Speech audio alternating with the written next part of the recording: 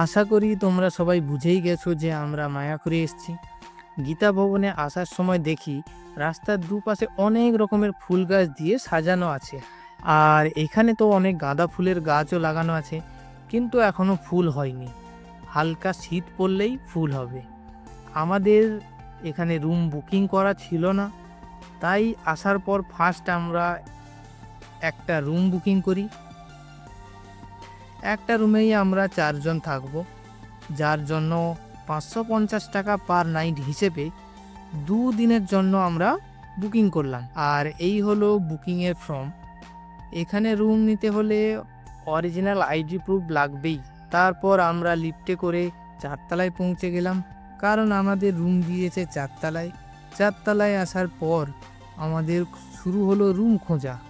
তালা খুলে ভিতরে ঢুকতে না ঢুকতেই দেখি একটা বেড বুকিং হয়ে গেল।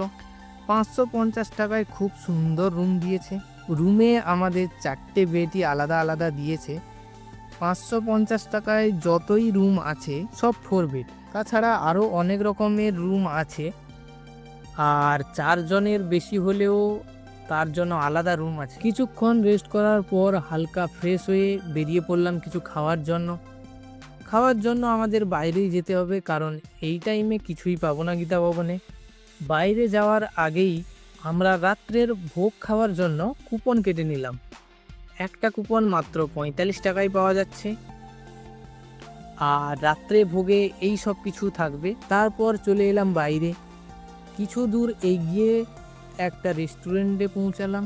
এখানে কোনো রকম ননভেজ খাবার পাওয়া যায় না, তাই 1 প্লেট ইডলি আর 3 প্লেট চাউমিন অর্ডার করে নিলাম। এখানে পুরোটাই সেলফ সার্ভিস, তাই বন্ধু সবারটা একাই নিয়ে এলো। এসব খাওয়ার পর সবাই বলল নতুন কিছু আনতে, তাই বন্ধু চলে গেল এখানকার স্পেশাল মোমো নিয়ে আসতে। এই স্টাইলের মোমো আমরা ফার্স্ট টাইম খেলাম। খাবার খুবই ভালো, আর খাওয়ার পরে প্লেটগুলো নিজেদের ফেলতে হবে, কারণ পুরোটাই সেলফ সার্ভিস।